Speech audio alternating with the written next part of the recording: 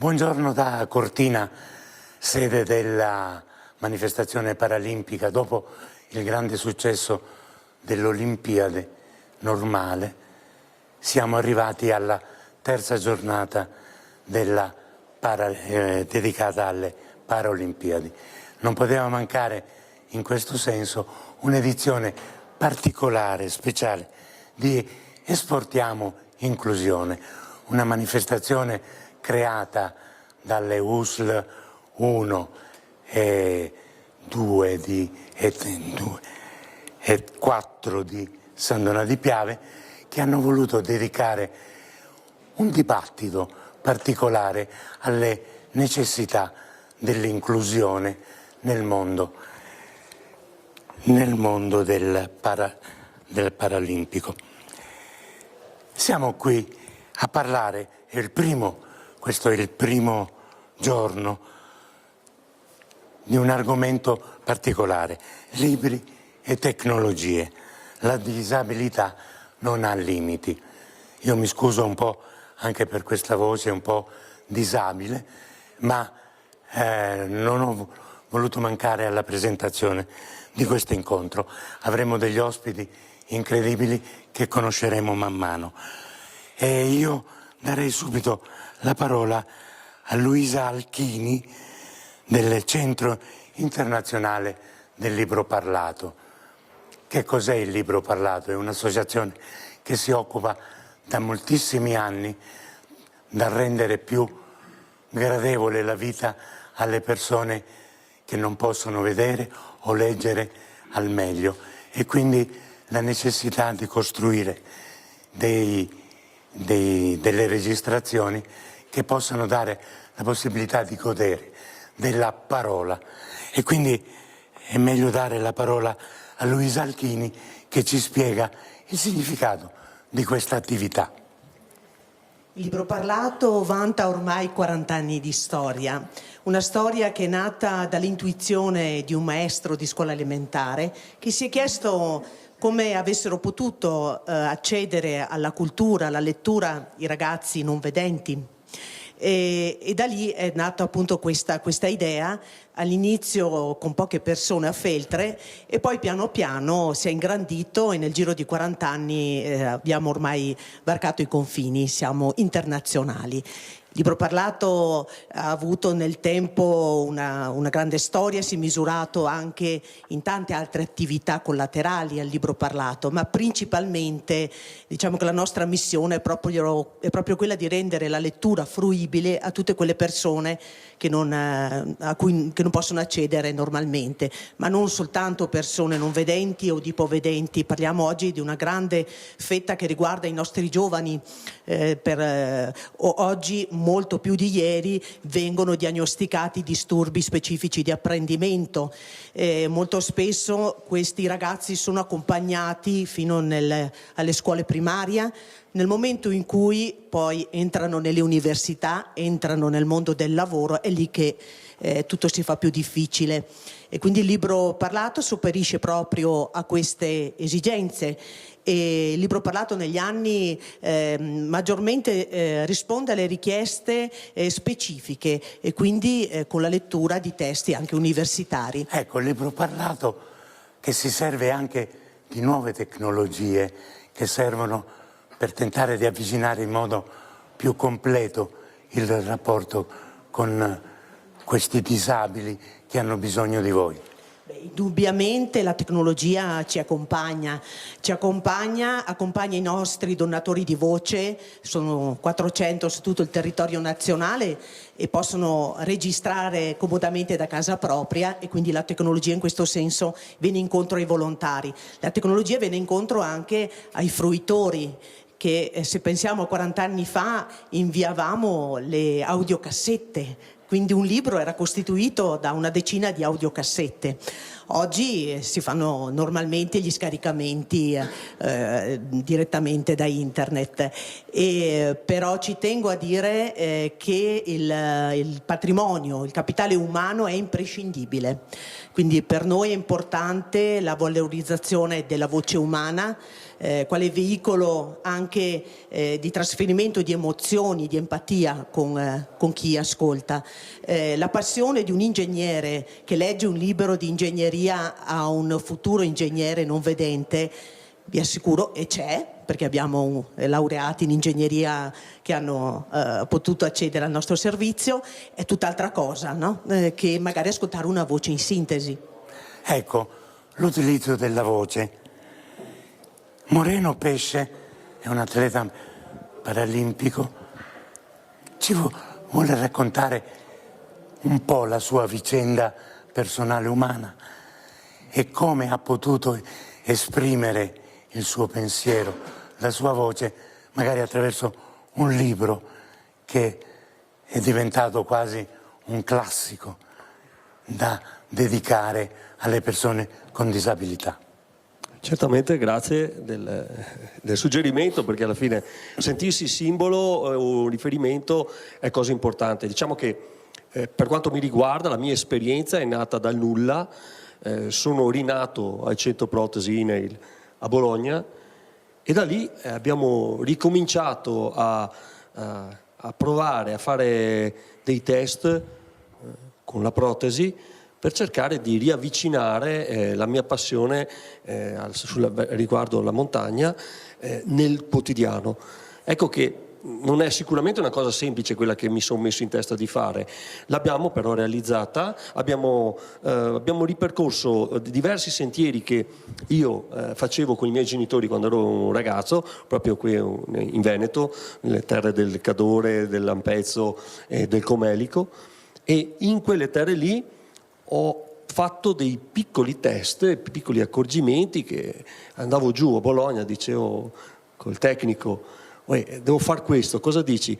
Ma qui non riesco a provarlo, devo andarlo a provare fuori in outdoor. Per andarlo a provare in outdoor dovevo andare in sentieri, in piste, che il periodo estivo per fortuna erano chiuse, quindi potevo permettermi di tirare il collo a questa tecnologia che grazie ai tecnici e proprio a questi studi che sono stati realizzati sulla meccanica di queste protesi mi hanno permesso di tornare a sorridere, non dico come Heidi in giro per i prati, però diciamo che si suda, no? Si lotta e ci si pone degli obiettivi che è bello raggiungere. Far sì che questo obiettivo, mi limito a dire che trasferire gli obiettivi in pagine, quindi materializzarli e documentare riflessioni in un libro, è stato quasi un passaggio di consegne, principalmente per mia figlia, che quando non vedeva papà a casa diceva: ma dov'è mio papà? A un certo punto mio papà, quando mi vedeva mi diceva papà Monterosa, e quindi dico papà non è Monterosa, però ha anche tante altre montagne, no?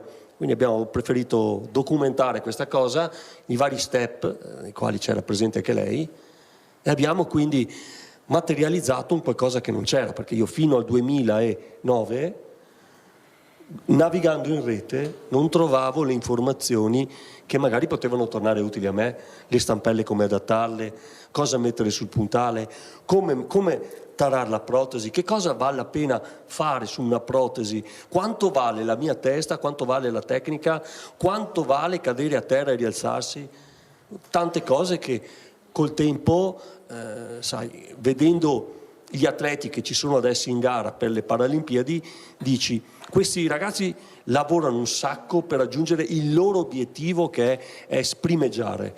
Noi invece dobbiamo pensare che con la disabilità dobbiamo primeggiare tutti i giorni, quindi ogni giorno ci alziamo che abbiamo qualcosa che non è al 100%, ma cerchiamo di vivere la nostra giornata trasformando la vita quotidiana in una vita che non è da eroi, ma di persone che vogliono cercare di vivere al meglio la propria disabilità, con il supporto anche delle protesi che sono essenziali. Certo, ma quindi ha dovuto anche imparare a riappropriarsi dei suoi tempi, cioè adattare la sua vita a dei tempi che sono completamente o molto diversi da quelli di prima. Abbiamo rallentato, se penso al momento in cui il tecnico, il responsabile della palestra mi ha tolto i supporti, ero in mezzo alla palestra, mi ricordo ancora che mi ha fatto fare la diagonale sulla palestra e lui da dietro, hop, mi ha tolto le stampelle che erano, diciamo, il mio punto di riferimento, no? E ho cominciato a camminare sentendo per la prima volta il dolore pieno della protesi, no? E poi mi sono adattato a quel dolore, siamo riusciti a trovare un compromesso per usare la protesi al 100% ed è partito, cioè proprio io la chiamo la mia seconda vita, perché è una vita è una rinascita dove bisogna vivere di compromessi, cercando di portare le proprie esperienze utili ad altri che magari ti vengono a fare la domanda: ma come fai a sorridere con una protesi? Come fai a sorridere se ti manca una gamba? Come fai a sorridere tutti i giorni? Io mi sarei già buttato giù. E invece le nostre attività, i nostri gesti sono importanti per far vedere che dopo tutto non è necessario essere chissà che cosa, primeggiare in qualsiasi sport, ma noi dobbiamo pensare di primeggiare nello sport della vita quotidiana, che all'interno della vita quotidiana ci può essere lo sport che è diventato un toccasana alla fine. Non è che noi siamo qui a dire che è tutto bello. Diciamo che dobbiamo cercare di materializzare e trovare un compromesso per far sì che il nostro problema non diventi un problema altrui, ma è un problema che dobbiamo risolverci cercando di regalare emozioni positive ad altri che ci vedono. Ecco, risolvere i problemi, che forse in fondo è la caratteristica di Andrea Giovanni Cutti, che è il responsabile della ricerca applicata dell'INAIL. Cosa combinate? Quali suggerimenti accettate dalle persone che poi dovete aiutare e quanto è importante il vostro ruolo? Allora, intanto io sono uno dei rappresentanti dei tecnici che lavorano al Centro Protesi. Al Centro Protesi noi siamo una famiglia. Centro Protesi dell'INAIL, che ha un centro protesi dell'INAIL, che ha la sede principale a Vigorso di Budrio, poi abbiamo delle altre sedi, una a Roma, una alla Mezzia Terme, una serie di punti di assistenza in giro per l'Italia. Quindi tentiamo di essere il più vicino possibile ai nostri assistiti e anche agli infortunati, invalidi civili, ovviamente non necessariamente infortunati sul lavoro. Quindi tentiamo di essere una famiglia e la cosa importante è lavorare con i nostri assistiti, con i nostri pazienti, con chi ha la fiducia di rivolgersi a noi e tentiamo di aiutare. E il primo passaggio è quello di ascoltare. Noi dobbiamo capire quali sono le necessità delle persone che vengono da noi e interpretare questo bisogno e a un certo punto anche far capire che non tutto è possibile, che è un mestiere difficile, perché bisogna inquadrare quali sono anche i limiti tecnologici e aiutare anche le persone che avevano casomai un arto loro, al fatto che purtroppo quell'arto non c'è più, che è difficile, è un percorso di adattamento complicato, di interiorizzazione di questo problema. Ecco, noi tentiamo di dare tutto quello che possiamo in termini di supporto tecnologico, di comprensione delle loro necessità per dargli una protesi che sia la più funzionale possibile, in modo tale che a un certo punto la protesi non esista più, cioè non sia più un problema. Cioè il discorso, noi riusciamo a fare bene il nostro lavoro quando la persona ci dice: sono andato a lavorare o sono tornato a fare sport, sono andato a fare una bella attraversata di un ghiacciaio, perché vuol dire che quando noi li sentiamo, se noi sentiamo un problema, se noi sentiamo il paziente è un problema, o l'atleta è un problema.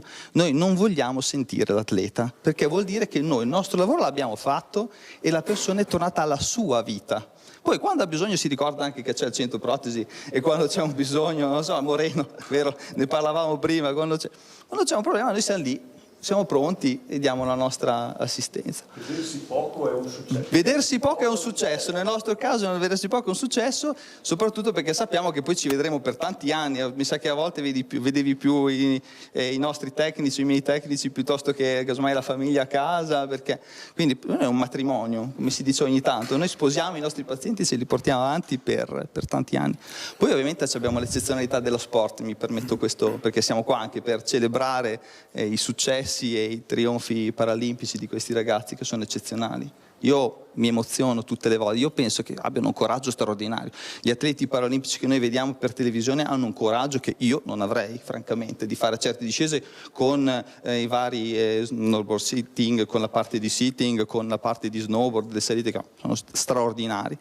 Quindi insomma, noi usiamo poi quelle tecnologie che sviluppiamo per l'atleta per portarla poi tutti i giorni a casa ai nostri pazienti che casomai non sono neanche più tanto giovani ma hanno bisogno comunque di qualcosa di leggero, efficiente e utile. Quali sono due o tre ultime novità che avete messo a regime? Vabbè, allora, dal punto di vista dello sport, parto da lì, abbiamo lavorato tanto su due aspetti, sul comfort, che per noi è la cosa primaria. Fare una protesi che non è confortevole vuol dire che l'atleta poi non riesce più a allenarsi, così come la persona poi non riesce a fare la sua attività.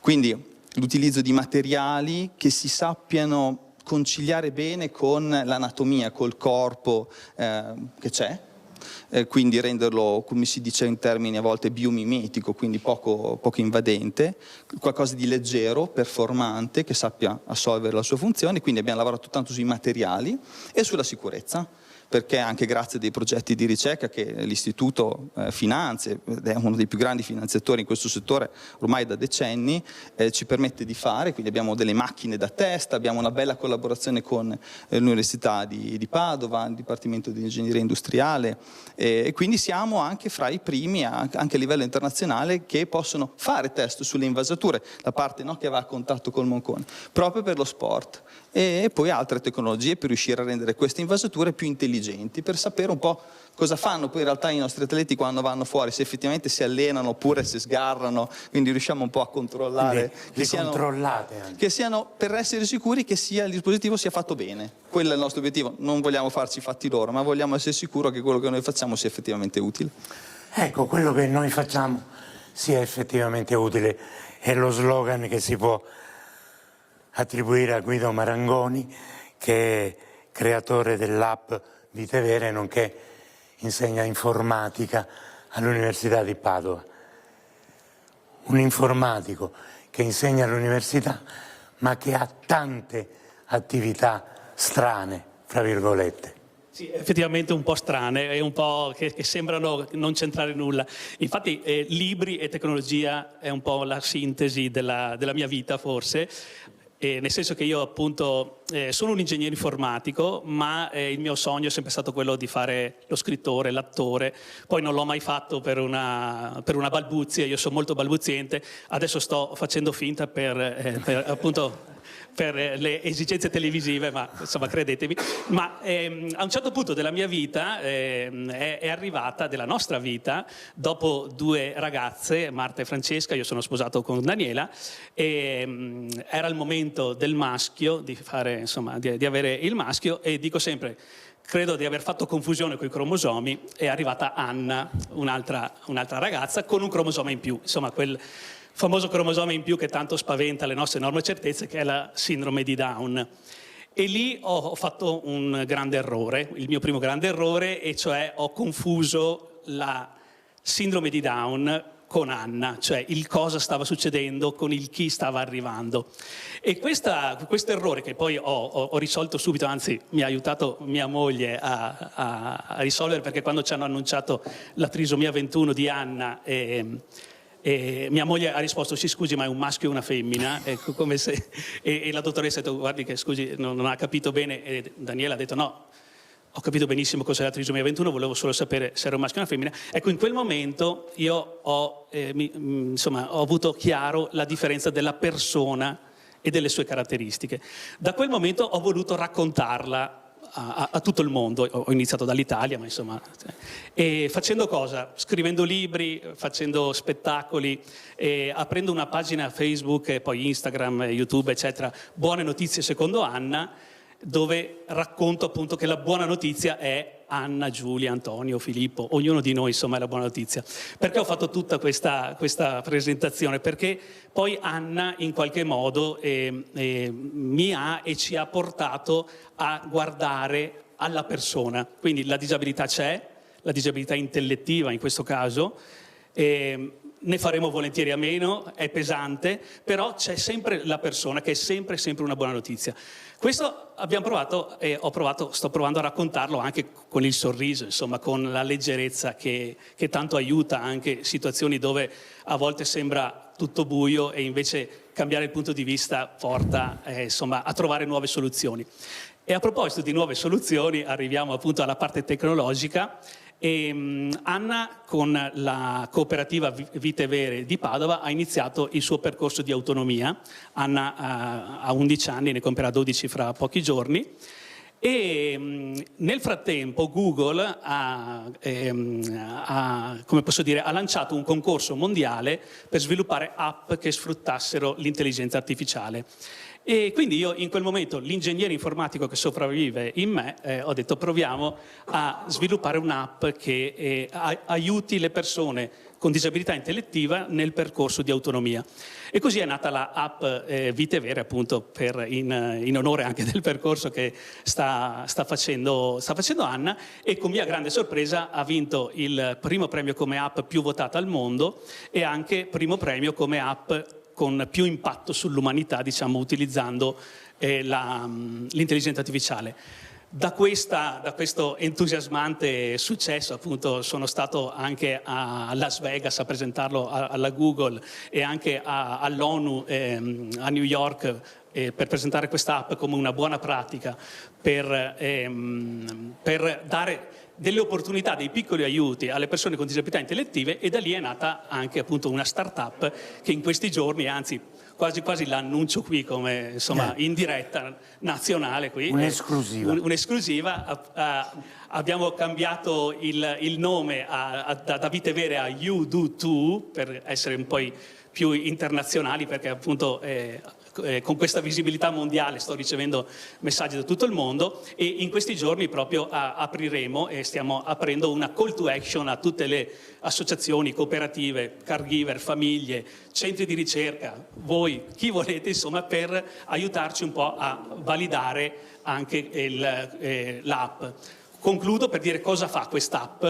In qualche modo aiuta nelle piccole attività di tutti i giorni, che possono essere a scuola, al lavoro, per la strada, e dando dei suggerimenti alle persone con disabilità intellettiva. Quindi un esempio semplice: se c'è la camera da riordinare, Anna in questo caso fa una foto alla camera, l'intelligenza artificiale analizza questa foto e con un linguaggio semplice, tarato anche sulla capacità di comprensione della persona, riesce a dare delle indicazioni semplici per mettere a posto la camera. In questo caso, ma può essere applicata al mondo del lavoro piuttosto che allo spostarsi.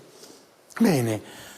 Incredibile avventura, ma lascerei un attimo il mondo fatato di Marangoni e presenterei un giovane chitarrista di grande rilievo, ricordate il nome, Teodor Florescu, che è nato in Romania ma è cresciuto in Italia, che ci darà un piccolo stacco musicale per addolcire questo momento. Cosa ci proponi per il primo stacco? Vi propongo per il primo stacco Romanza Anonima, conosciuto anche come Giochi Proibiti, uno dei brani più celebri della chitarra classica. Grazie.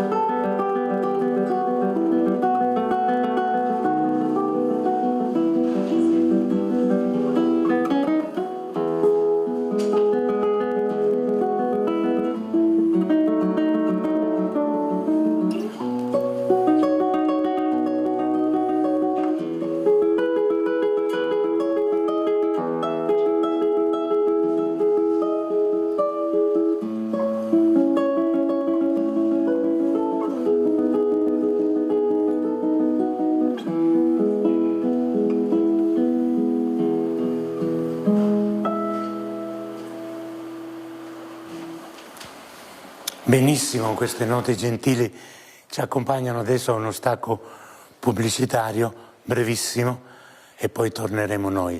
Intanto ci prepariamo un'altra tornata di buone notizie per Anna e per tutti.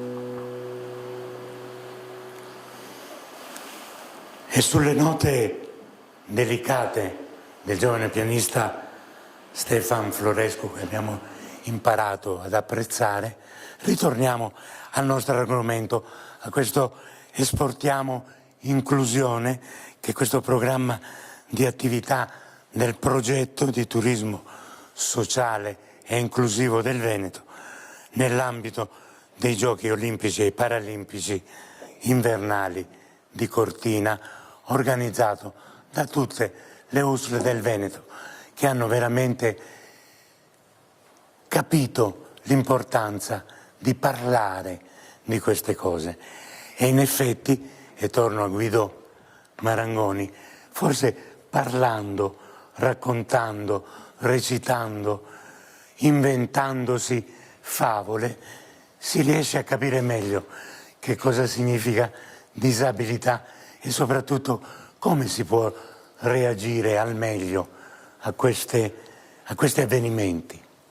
Sì, io racconto sempre che Anna, una delle cose che ha messo bene in evidenza a me, che non l'avevo notata, è che Anna ha una disabilità esplicita che non può nascondere e non può neanche decidere di nascondere, mentre ci sono tante disabilità evidenti e altre moltissime nascoste, ma una delle caratteristiche che mi era sfuggita è che appartengono a tutti, ecco, a tutti appartengono delle disabilità. Se magari a qualcuno dà fastidio chiamare disabilità, le possiamo chiamare diversità, le possiamo chiamare fragilità, però io credo che la possibilità che ognuno di noi ha con la propria fantasia, con la propria creatività, di raccontare anche come è stato detto, è stato fatto, e la parte anche fragile, diciamo, che è in noi ma che anche è intorno a noi, ecco che si innesca quel grande meccanismo che abbiamo di serio ognuno di noi della cura, della creatività. E quindi io sto veramente cercando e provando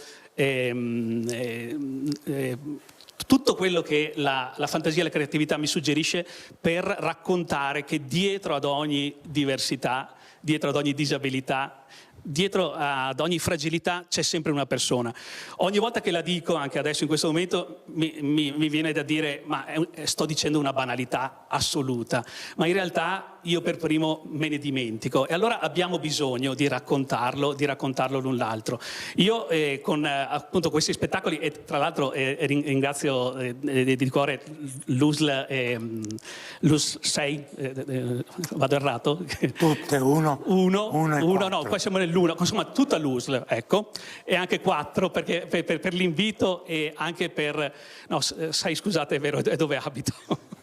Comunque tutte le l'USL del Veneto, ecco, le solite figure non mancano, ma davvero ringrazio per questo invito, ma anche per l'invito. Ho fatto uno spettacolo a San Donà di Piave che è stato meraviglioso, dove abbiamo condiviso e abbiamo raccontato le fragilità che ci uniscono, che sono proprio quelle che poi mi hanno fatto pensare a un dispositivo, a un'app appunto, che possa non sostituire le persone, perché non è quello l'obiettivo, ma possa dare un piccolo aiuto per rendere ogni persona il più autonoma possibile.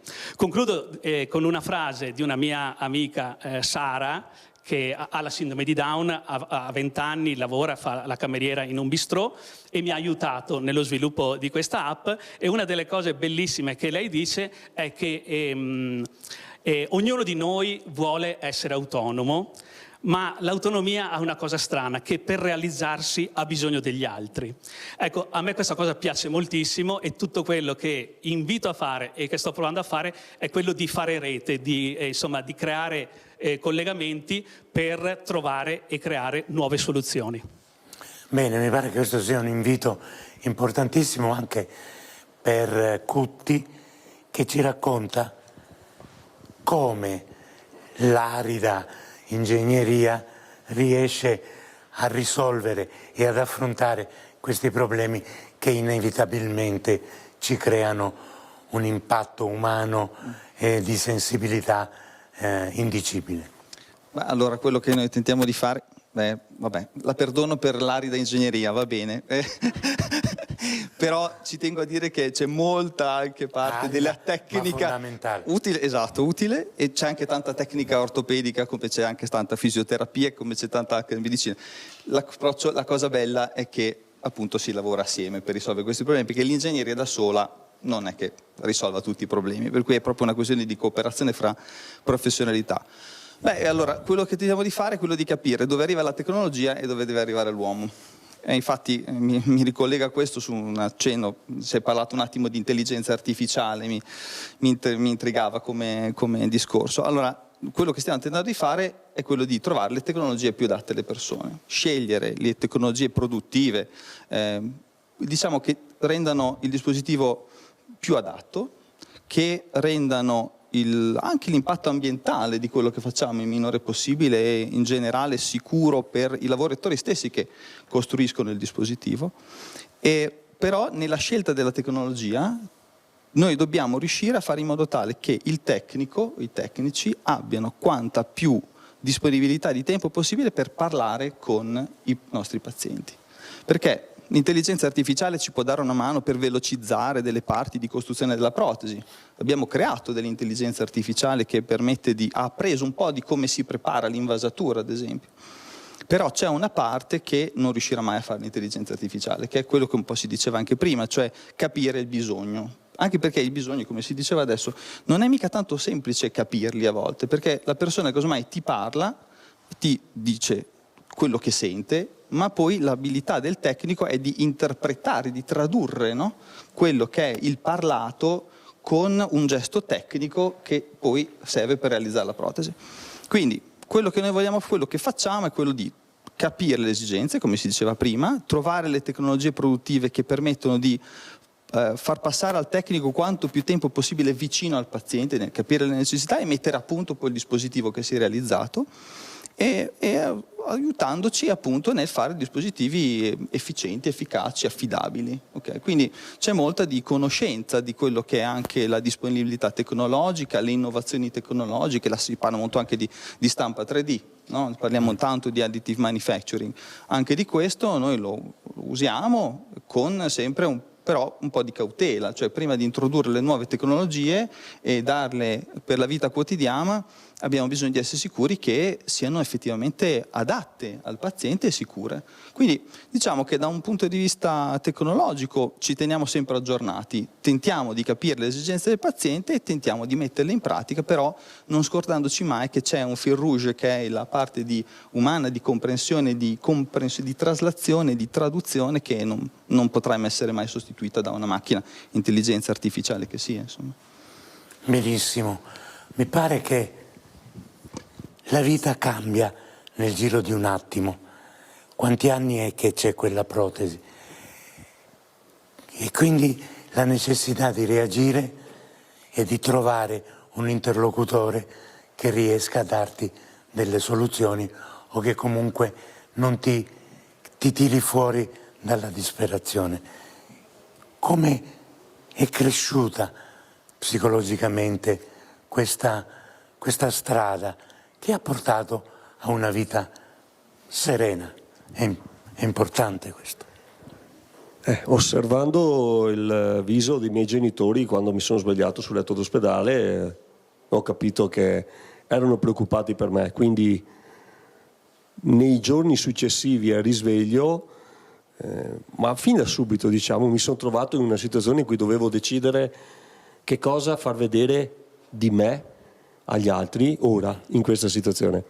Quindi io, quando ho fatto l'incidente, non è che mi sentissi male, no? Perché mi mettevano dei bei farmaci all'interno, quindi stavo da Dio, proprio. E quindi nel contesto del discorso, i miei genitori non mi hanno mai visto piangere. Non ho mai ceduto davanti a loro a farmi vedere che mi dispiaceva, che ero preoccupato. Ho sempre cercato di mettermi addosso sempre il miglior sorriso ogni giorno. E quindi anche di fronte alle difficoltà, penso che anche a Centro Protesi non mi hanno mai visto preoccupato per un qualcosa, ma sapevo che solo cercando di trasferire loro le mie criticità si poteva raggiungere un obiettivo buono, un buon compromesso per cercare di vivere tutti i giorni. Domani andiamo a testare, proprio ne approfitto riallacciandomi al discorso dell'intelligenza artificiale, andiamo a giocare con una nuova necessità, no? Ho detto, perché continuo a rompere sempre questi pantaloni che costano tanti soldi? Io ho detto, possiamo provare a studiare qualcosa che senza l'estetico in gomma a piuma, che ormai è andato in disuso, no? Una volta si nascondevano le disabilità, adesso è un processo di accettazione dove dici: perché non devo accettarmi? Perché la gente non accetta noi se noi non siamo i primi ad accettarci?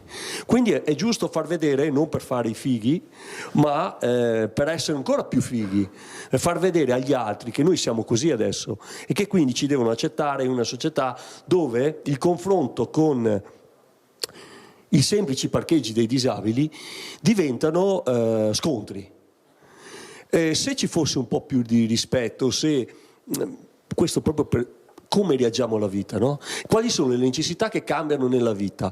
Cambia la necessità che se io voglio parcheggiare su un posto che è destinato a me, trovo qualcuno che fa il furbo e parcheggia lì al posto mio, no? Ma siccome siamo pochi, no, diciamo, disabili, proviamo ad allargare questo bacino e a pensare che anche le donne con le carrozzine, quando hanno i passeggini, i bambini, e anche le persone anziane stesse che magari non hanno un grado di disabilità, hanno delle esigenze totalmente diverse. Ecco che entra in gioco il fattore rispetto verso per queste persone che potrebbero essere, che ne so, più disagiate rispetto alla società. Non spetta a noi dire come siamo rispetto alla società, però se c'è questa agevolazione, perché trovare della maleducazione e mancanza di rispetto vissuta proprio su pelle? Quindi cambiano delle necessità e dobbiamo cercare di metterci in gioco, no? Domani intanto ci mettiamo in gioco e vediamo che cosa riusciamo a fare per mettere su un pezzettino di stampa per evitare di rompere i pantaloni, così magari mi vesto anche più elegante ogni tanto, anche se rimango attaccato al mio pezzo di ferro, che lo chiamo così per scherzare, ma ne ha fatta di strada questo pezzo di ferro. Quindi è solo una questione di mettersi in sintonia con l'ambiente che ci circonda, da parte nostra e da parte anche degli altri, perché dobbiamo andare sempre in sintonia. E allora, prima di concludere, per metterci in sintonia con l'ambiente che ci circonda, un altro brano con Teodor Florescu che ci suona Lacrima di Francisco Tarrega. Ecco. Un breve brano molto, molto bello della sua produzione. Mi pare che sia l'ideale. Grazie.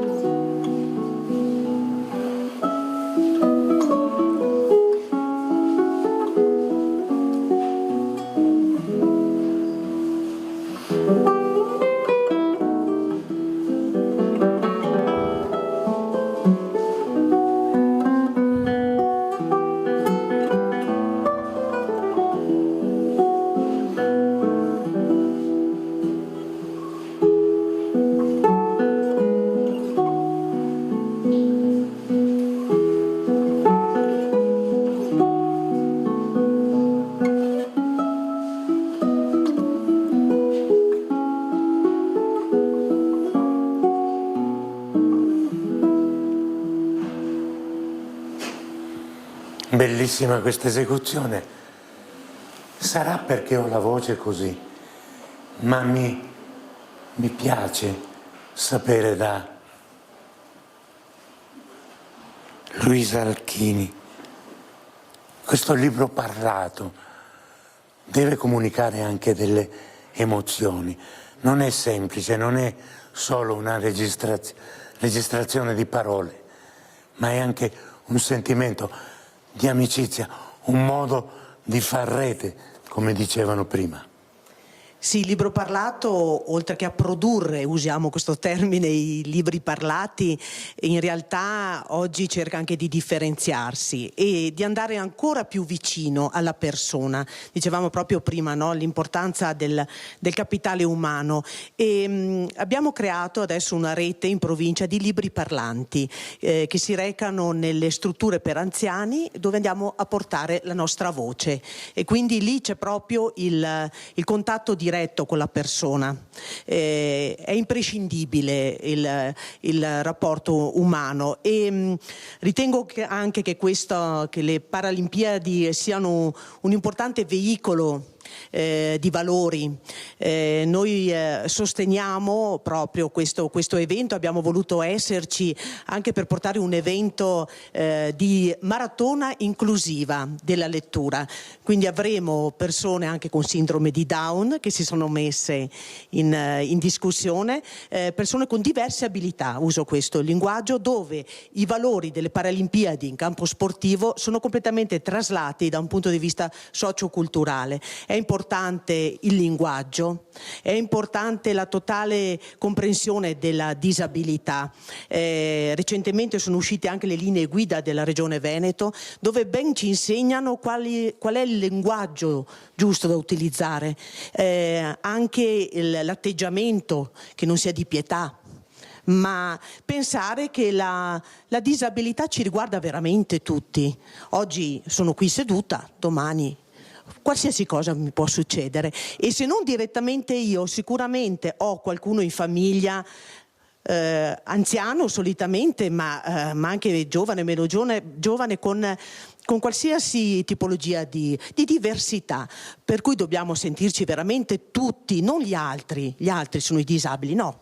Possiamo esserlo tutti ci riguarda. Questo è un messaggio che, siccome noi come libro parlato, come voce, facciamo anche da megafono a quelle che sono magari le piccole associazioni sul territorio, puntiamo molto sul fare rete. Appena conosciamo qualcuno che ci dà un'idea nuova, siamo pronti proprio perché la voce sia oltre quella fisica, proprio per dar voce alla disabilità, quindi non soltanto quella visiva che noi noi trattiamo ormai da più di 40 anni, e lì ci sarebbero degli aneddoti fantastici. Un minutino per raccontarlo: ho un amico non vedente, scultore, che ha fatto delle cose enormi, Felice Tagliaferri. Talmente sono abituata a parlare con lui come non abbia questa disabilità. Un giorno scendiamo dalle scale, lo lascio proprio lì sulla scala e io continuo a chiacchierare, e lui si gira e mi fa in modo colorito, non riporto: ma non ti ricordi che io non ci vedo niente? Non ci vedo un cavolo. Ecco, lui ha usato qualcosa di un po' più colorito per rendere l'idea, no? Io mi ero completamente dimenticata stando insieme a lui, perché questo ci riguarda. Cioè, andiamo veramente oltre, che queste Paralimpiadi, con il loro messaggio sportivo, certo, ma veramente ci aprano finalmente gli orizzonti anche nella nostra piccola Belluno. Grazie, mi pare che questo sia un invito, e chiedo a Marangoni: viviamo in un momento in cui il linguaggio che si usa nei social, nei vari momenti di comunicazione, ha raggiunto dei livelli abbastanza bassi. Forse una zona franca è il mondo della disabilità, della fragilità, ma non sempre.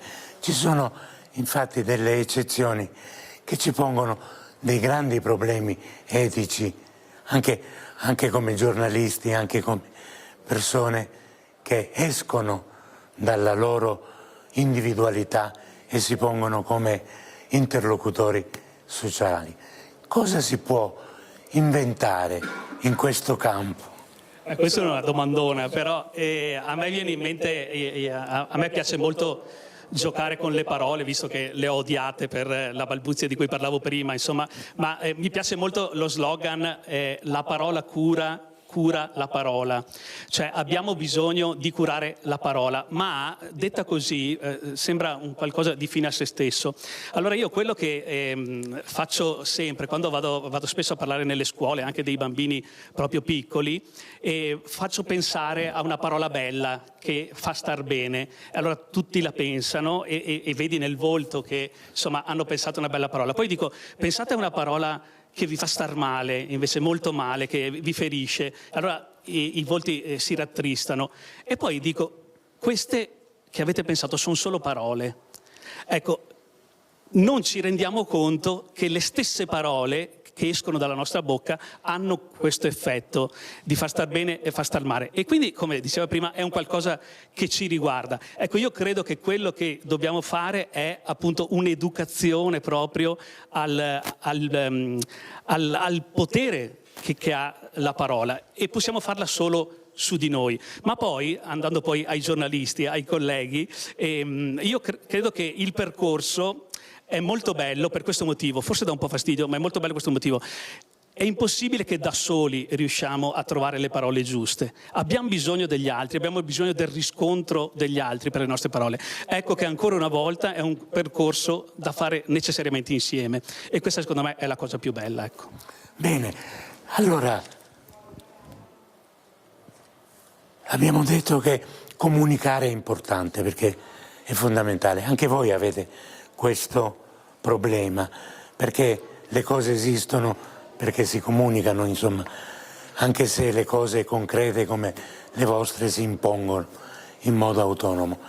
Cosa si augura nel prossimo futuro come linguaggio di comunicazione anche delle vostre ultime scoperte o ultime operazioni verso l'esterno? Allora, lo dico da una persona che ha fatto ricerca e fa ricerca da quasi più di 20 anni, devo dire.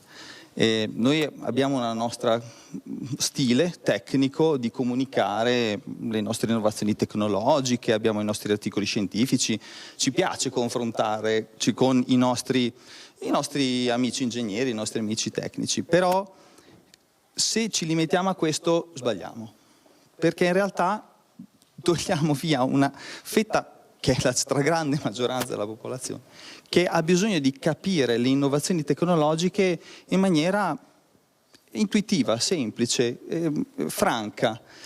Quindi abbiamo tanta bisogno di una comunicazione fatta come, tra le altre cose, l'INAIL, i nostri colleghi all'INAIL hanno sempre fatto proprio per questo obiettivo, perché se noi non riusciamo a fare passare il messaggio della potenzialità tecnologica, poi non riusciamo neanche a fare capire alle persone che possono andare oltre al momento di difficoltà.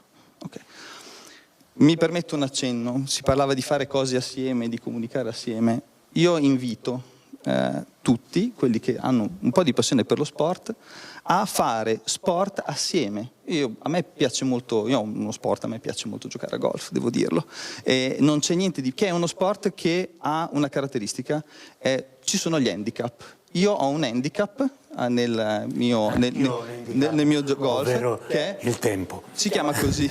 Comunque sarò velocissimo, che è alto, ma non c'è niente di più bello che andare a giocare con un mio amico, amici che hanno la protesi, perché è importante praticare assieme. Olimpiadi, Paralimpiadi, è bello farli assieme, giocare assieme, perché questo dà tante emozioni. Grazie, questo è un ottimo invito. Uno slogan finale. Cosa si augura che succeda, a parte che quello che succede nel mondo ci obbliga a essere un po' pessimisti, ma nel rapporto con la società, con le altre persone. Maggiore che ci sia più comprensione. rispetto e condivisione di obiettivi comuni, paure e anche più dialogo per cercare di risolvere ogni criticità che può nascere da un rapporto di disabilità, nuovo o vecchio che sia. Grande. Chiudiamo questo incontro che è stato veramente interessante, soprattutto per la presenza di ospiti eccellenti, con l'ultimo ospite eccellente che chiuderà l'appuntamento. Teodor Florescu, cosa ci dai alla fine? Volevo concludere con una versione di chitarra solo di Caruso, di Lucio Dalla. Vai. E buona giornata a tutti.